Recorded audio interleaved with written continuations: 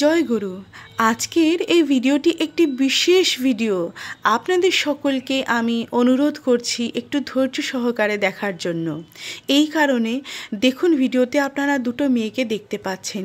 একটি মেয়ে কুর্তি পরে আছে, ও হলো আফ্রিকার নিবাসী, সুদূর আফ্রিকার নিবাসী। ও আমাদের সঙ্গে ভাগ করে নিচ্ছে যে তার অনুভূতি, তার অভিজ্ঞতার কথা। শ্রী শ্রী ঠাকুরের আদর্শে এসে দেওঘরে গিয়ে পরম পূজ্যপাদ শ্রী শ্রী আচার্যদেবের সঙ্গে দেখা করে, দেওঘরের প্রত্যেকটি পরিবারের লোকের সঙ্গে দেখা করে ওর যে কী অনুভূতি হয়েছে তা ও আমাদের সঙ্গে ভাগ করে নিচ্ছে।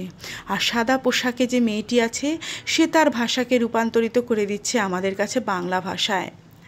আজ আমাদের শ্রী শ্রী ঠাকুর অনুকূলচন্দ্রের ভাবধারা যে শুধুমাত্র ভারতবর্ষেই ব্যাপৃত তা নয়, ছড়িয়ে গিয়েছে বিদেশেও।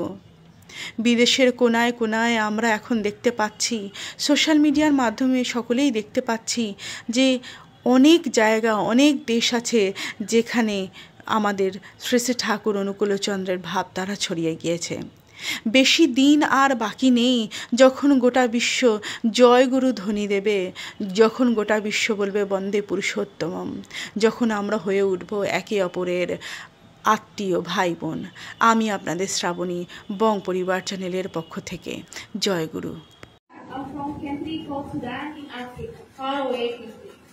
আমার নাম নাগলা। আমি শুধু আফ্রিকার একটা জায়গা থেকে এসেছি, যেটা অনেক দূরে। I know about Thakur from my friend. She in my group.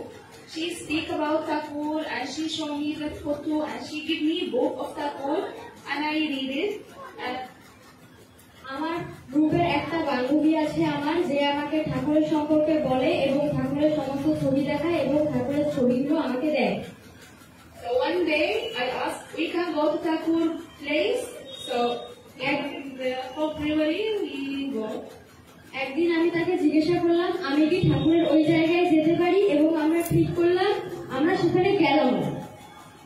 We went to Thakur place and I meet Sharadev and I meet all the Thakur. এবং আমি সেখানে গেলাম এবং আমি পরম পূজ্যপাদ শ্রী আচার্যদেবের সঙ্গে সাক্ষাৎ করলাম এবং ঠাকুর পরিবারের বাকি সকলের সঙ্গে আমার সাক্ষাৎ হলো। So Sharadev welcomed me and no one felt like I'm from different country or I'm from different religion. He tell all here like brother and sister. আমি আচার্যদেবের কাছে গেলাম এবং তিনি আমাকে দূরের করলেন না, কাছে টেনে নিলেন এবং আমার কাছে আসলেন, কিন্তু বুঝতেও দিলেন না যে আমি অন্য কোনো দেশের বা অন্য কোনো কান্ট্রি থেকে কিনা। তিনি আমার সঙ্গে এমন ব্যবহার করলেন যেন আমি তার এইখানেরই ভাই বোন বা বন্ধু।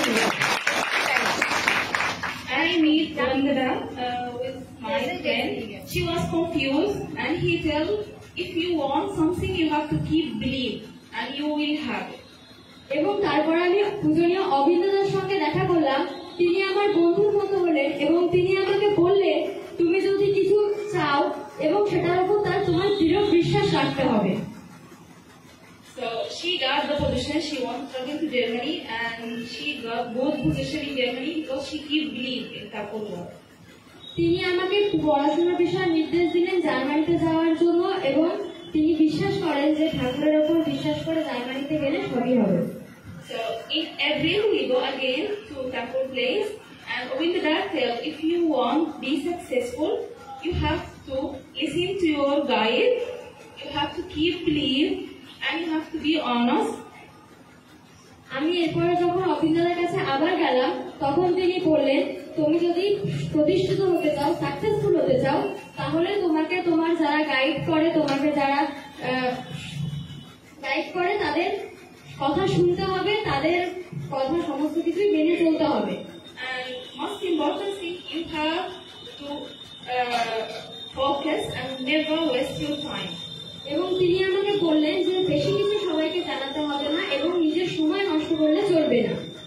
So again, when Dada came to Calcutta, I go with Yasha, and when Dada saw me, I was doing pranam, and he say hi, and he said, I remember you from Thakur place.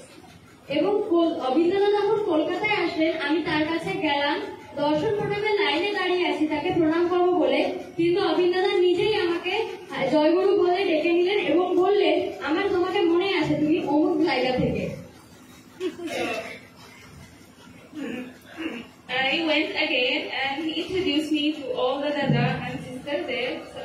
like home. I don't feel like I'm far away from my family. I found like sister and brother and even mom in between.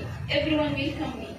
আমি আবার যখন দাদার কাছে গেলাম, দাদা আমাকে সবার সঙ্গে, ভাই বোন দাদা সকলের সঙ্গে পরিচয় করিয়ে দিলেন এবং আমার মনে হলো আমি যেন আমার নিজের বাড়িতেই আছি, আমি কোথায় দূরে কেউ নই। And last time when I go to Dada, he looked at me and he said, you know, people are suffering too much because they don't accept whatever life gives. এরপরে আমি যখন দাদার কাছে গেলাম তখন দাদা আমাকে বললেন, তুমি কি জানো অনেক মানুষই সাফার করছে, তারা কারণ যেটা সত্য সেটাকে মেনে নিতে পারছে না। So if someone finds like he in trouble, he will think like I have a bad luck. But if he accepts that maybe this is the life when life tests him, he will not suffer and he will be strong. কিন্তু তিনি বললেন, যখন কোনো মানুষকে আমরা অসুবিধা সমস্যার মধ্যে দেখব, সেটাকে তার দুর্ভাগ্য বা খারাপ ভাগ্য না ভেবে সেই সমস্যার সম্মুখীন হয়ে সেটাকে সমাধান করার চেষ্টা করতে, তাহলেই সে এগিয়ে যেতে পারবে। So that's why I came every time to that place because I feel like home. I feel like I am with people I know all of them. I don't feel like I'm far away or I'm strange.